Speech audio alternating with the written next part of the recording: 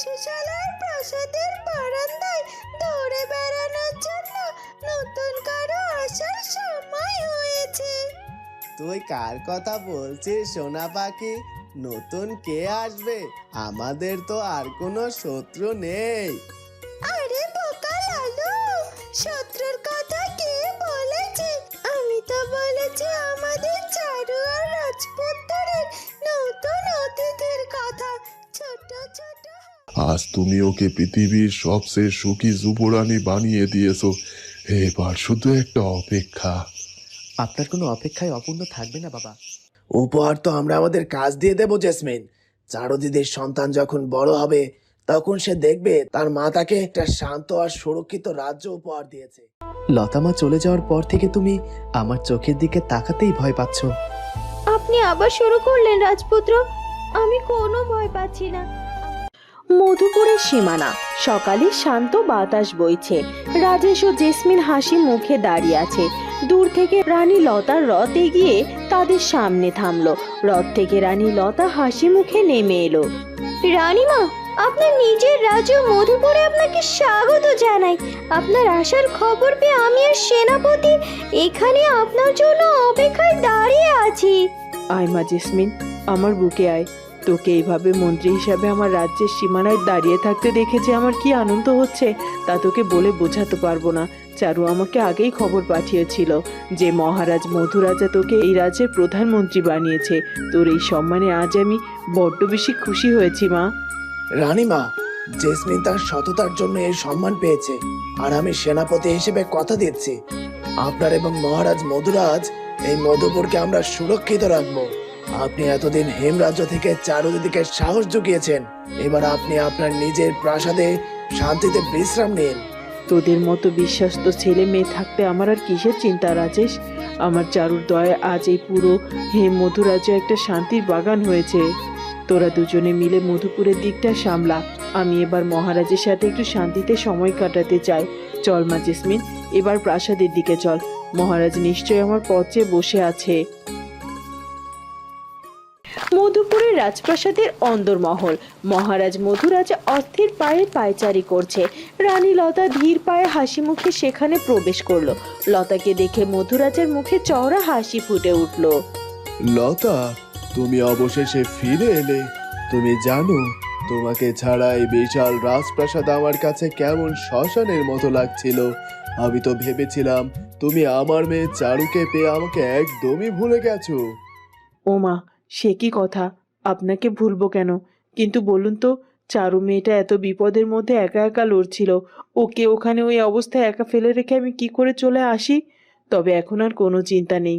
রূপমঞ্জুরি চিরকালের মতো শেষ। আমাদের হেম মধুরাজ্য এখন পৃথিবীর সবচেয়ে সুখী রাজ্য। তাই তো আমি আপনার কাছে চলে এলাম। আমি সব খবর পেয়েছি লতা। আমার চারু মাতার বুদ্ধি দিয়ে পুরো রত্নগড়কে ভিখারি বানিয়ে দিয়েছে। আজ জেসমিন আর রাজেশ মধুপুরের দায়িত্ব খুব সুন্দরভাবে পালন করছে। কিন্তু লতা, তুমি আসার আগে চারুকে কিছু বলে এসেছো তো? মেয়েটা দিনরাত শুধু রাজ্যের কাজেই ছুটে বেড়ায়। আমি কি আর না বলে আসতে পারি? আসার আগে আমি চারুকে একেবারে আসল কথাটা শুনিয়ে দিয়ে এসেছি। আমি ওকে পরিষ্কার বলে দিয়েছি, রাজ্য তো শান্ত হলো, এবার আমাদের এই প্রাসাদে নতুন অতিথি আনার ব্যবস্থা করো। কি বললে? নতুন অতিথি? মানে আমাদের চারু আর অরুণের কোলে আমাদের নাতি নাতনি? লতা, তুমি সত্যি এই কথাটা চারুকে বলেছো? হ্যাঁ গো হ্যাঁ, বলবো না কেন? এই বিশাল রাজ্যের রাজপ্রাসাদে একটা ছোট বাচ্চার কান্নার আওয়াজ আর হাসির শব্দই মানায়। আমার কথা শুনে চারু তো লজ্জায় একদম লাল হয়ে গেল। সে এমন দৌড় দিল যে আমি হাসতে হাসতে আর দাঁড়াতে পারলাম না। আমার চারু মা লজ্জা পেয়েছে। লতা, তুমি আজ আমাকে পৃথিবীর সব থেকে বড় সুখবরটা দিয়েছো। আমি তো চোখ বন্ধ করলেই দেখতে পাচ্ছি একটা একটা ছোট রাজপুত্র বা রাজকন্যা আমার এই সিংহাসনের কাছে এসে আমাকে দাদু বলে ডাকছে।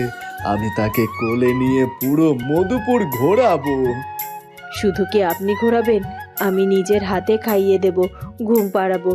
যোগু মোরলা জয়াও মুখিয়ে আছে। চারু আর রাজপুত্র অরুণের সন্তান যে কতটা সুন্দর আর দয়ালু হবে তা ভেবে আমার আনন্দে নেচে উঠছে মন। একদম ঠিক বলেছ লতা।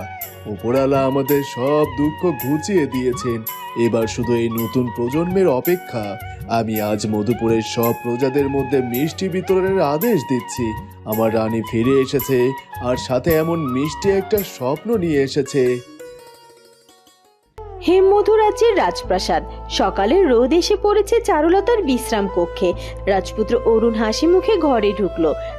চারু, আজ তোমাকে এত সুন্দর লাগছে কেন? কাল রাতে সেই লজ্জার আভা তো তোমার গাল থেকে এখনো যায়নি। লতামা চলে যাওয়ার পর থেকে তুমি আমার চোখের দিকে তাকাতেই ভয় পাচ্ছ। আপনি আবার শুরু করলেন রাজপুত্র। আমি কোনো ভয় পাচ্ছি না। আমার আজ অনেক কাজ আছে। আজ তাঁত বিদ্যালয়কে নতুন সুতোর নকশা দেখাতে হবে। আমি এখন যাই। এত তারা কিসের চারু? তাঁত বিদ্যালয় তো এখন নিজের নিয়মেই চলছে। মীরা আর ভ্যাবলা মেয়েদের খাবার দিচ্ছে। রাজ্যের সব দিকে এখন শুধু শান্তি। তুমি কি সারা জীবন শুধু এই কাজের হিসাব নিয়েই থাকবে? লতা মায়ের কথাটা কি তোমার একটুও মনে পড়ছে না? রাজপুত্র, আপনি আমাকে এভাবে কথা বলে আটকে রাখবেন না। আমি কালকেই বলেছি, ওসব কথা নিয়ে আমি আর কোনো আলোচনা করতে চাই না। আমার বড্ড লজ্জা করে। লজ্জা তো মানুষের সবচেয়ে সুন্দর গয়না চারু। কিন্তু আমরা তো এখন একটা স্বাধীন আর শান্তির রাজ্যের মালিক।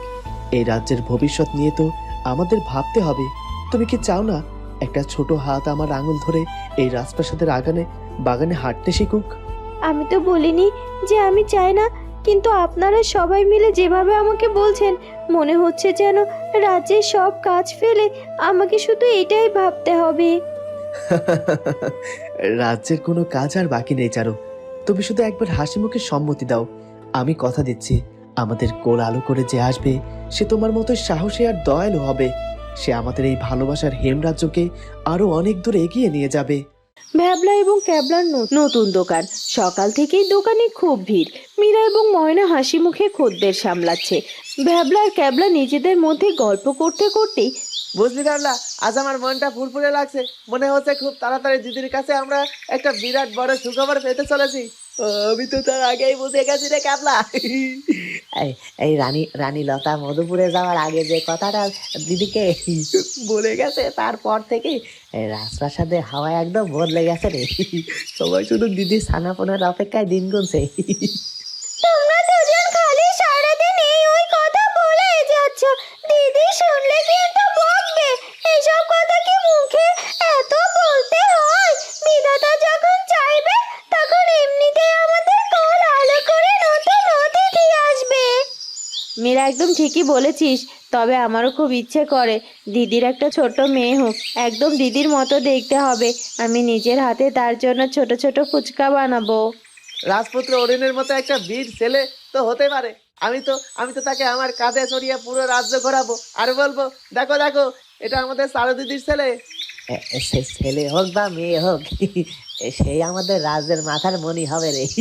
আমি আজ অনেকগুলো ক্ষীরার সন্দেশ বেশি করে বানিয়ে রাখবো। যেদিন খবর আসবে সেদিন পুরো রাজ্যের মানুষকে আমি মিষ্টি খাবো রে। তোমরা আগে দোকানের খদ্দেরকে মিষ্টি দাও। বড় বড় কথা পরে হবে। দিদির আশীর্বাদে আমাদের এত বড় দোকান হয়েছে। আগে ব্যবসার দিকে মন দাও। যোগমরলের কক্ষ। ওগো, শুনছো? আজ সকালে আমি চারুর ঘরে গিয়েছিলাম। মেয়েটার মুখটা আজ এমন উজ্জ্বল দেখাচ্ছিল যে কি বলবো। আমার তো মনে হয় লতা দিদির কথাটা মেয়েটার মনে ধরেছে। ধরবে না আবার? সারু তো আমাদের লক্ষ্মী প্রতিমা। ও জানে যে আমরা সবাই ওর দিকে তাকিয়ে আছি। রাজও তো এখন শান্ত, আর তো কোনো শত্রু নেই। এবার আমাদের শুধু নাতি নাতনির মুখ দেখার পালা গো। তুমি ঠিক বলেছো গো। আমি তো কাল রাতে বিধাতার কাছে মানত করেছি আমাদের চারু আর রাজপুত্র অরুণের কোল যেন খুব তাড়াতাড়ি আলো হয়ে যায়। আমি নিজের হাতে আমার নাতিকে স্নান করে ঘুম পাড়াবো গো। আমি তো তাকে নিয়ে আমার সেই পুরনো তাঁতের কাছে যাব জয়া। তাকে শেখাবো তার মা কিভাবে এই সামান্য তাঁতের সুতো দিয়ে পুরো পৃথিবীর মন জয় করেছে গো। তাকে শেখাবো অহংকার নয়, ভালোবাসাই হলো সবচেয়ে বড় শক্তি গো। সে তো তোমার মতো দয়ালুই হবে গো। চারু আর অরুণের সন্তান কখনো খারাপ হতে পারেই না। বিধাতা আমাদের এই শান্তির সংসারে খুব তাড়াতাড়ি একটা নতুন হাসি ফুটিয়ে তুলবে। যোগু মোড়ল হাসি মুখে সায় দিল। পুরো হেমরাজ্য এখন কোনো যুদ্ধ বা চক্রান্তের জন্য নয়, বরং এক নতুন প্রাণের আগমনের অপেক্ষায় আনন্দের প্রহর গুনছে। হেমমধুরাজ্যের পশুশালা। লালু আপন মনে জাবর কাটছে। সোনা পাখি উড়ে এসে লালুকে মিষ্টি সুরে ডাকতে শুরু করে। কি রে লালু ভাই, তোর কানে কি কোনো খবর পৌঁছায়নি?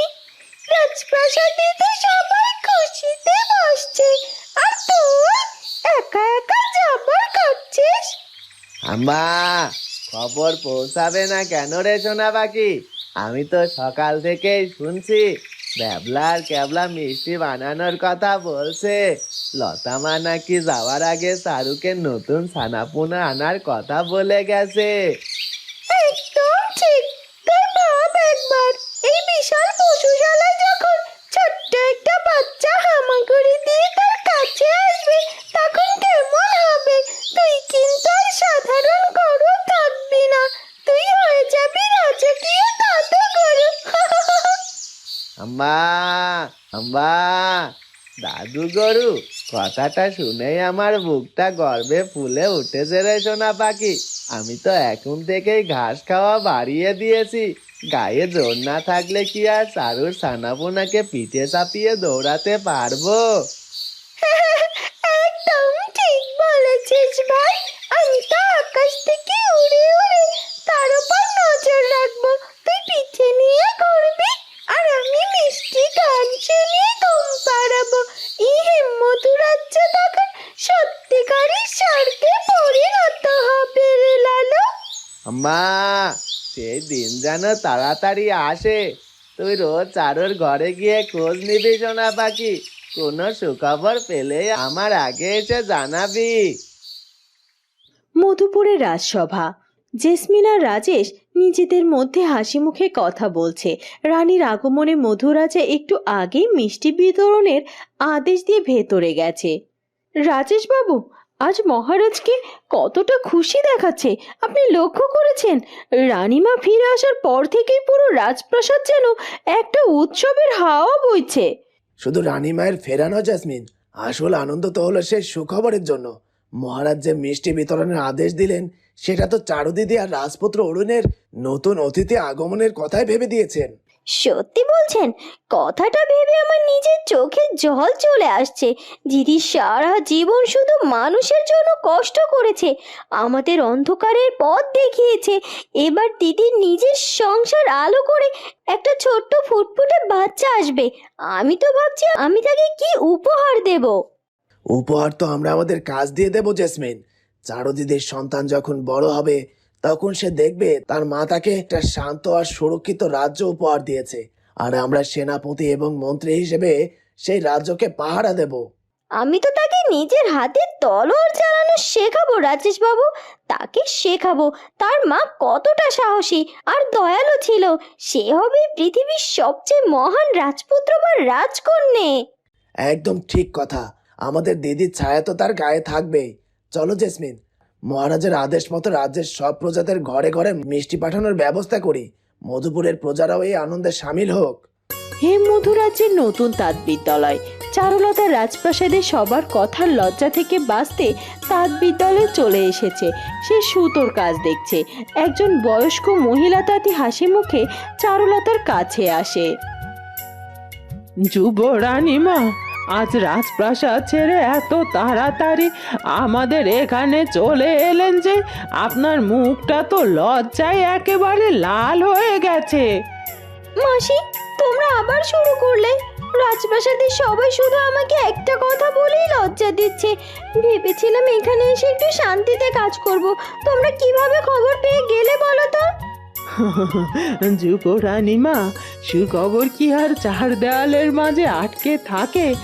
ব্যাবলা আর ক্যাবলা তো সকাল থেকেই পুরো হাতে গল্প করে বেড়াচ্ছে। আমরা গরিব মানুষ মা, আপনার হাসি দেখেই আমাদের পেট ভরে যায়। তোমরা সবাই মিলে আমাকে এভাবে লজ্জা দিলে আমি কিন্তু আর এই বিদ্যালয়ে আসবো নাই বলে দিলাম। সে কি কথা, আপনি না এলে আমাদের এই তাঁত যন্ত্রগুলোই থেমে যাবে। তবে সবাই আজ আমরা বিধাতার কাছে মন থেকে প্রার্থনা করছি মা, আপনি আমাদের অন্ধকার থেকে আলোতে এনেছেন। বিধাতা আপনার কোল আলো করে এমন এক সন্তান দিক যে আপনার এই মধু রাজ্যকে পৃথিবীর সেরা রাজ্যে পরিণত করে। মাসি, তোমাদের এই ভালোবাসা তো আমার জীবনের সবচেয়ে বড় সম্পদ। তোমাদের এই আশীর্বাদ যেন সত্যি হয়। তোমরা কাজ করো, আমি নতুন সুতোর নকশাগুলো দেখছি। চারুলতার তাঁত বোনার আওয়াজের মাঝে নিজের লজ্জা লুকানোর চেষ্টা করে, কিন্তু তার মনের ভেতরের আনন্দ তার চোখ মুখে স্পষ্ট ফুটে ওঠে। রাতের বেলা হেমমধু রাজ্যের রাজপ্রাসাদের দীর্ঘ অলিন্দ। রাজপুত্র অরুণ এক মনে হাঁটছে।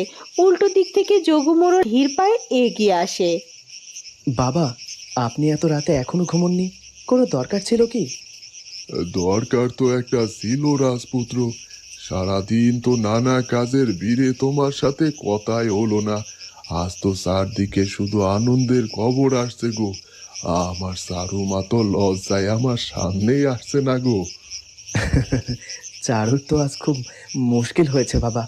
সবাই মিলে ওকে এত কথা বলছে যে ও বেচারি মুখ লুকানোর জায়গা পাচ্ছে না। রাজপুত্র, সারু আমার বুকের মানিক। আমি গরিব তাঁতি হয়ে ওকে রাজকন্যার মতো ভালোবাসায় বড় করেছিলাম। আজ তুমি ওকে পৃথিবীর সবচেয়ে সুখী যুবরানী বানিয়ে দিয়েছো। এবার শুধু একটা অপেক্ষা।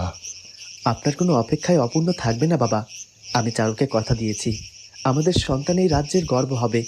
আপনি আর জয়মা তাকে নিজের হাতে বড় করে তুলবেন। আমি সেই দিনের জন্যই বেঁচে আছি রাজপুত্র।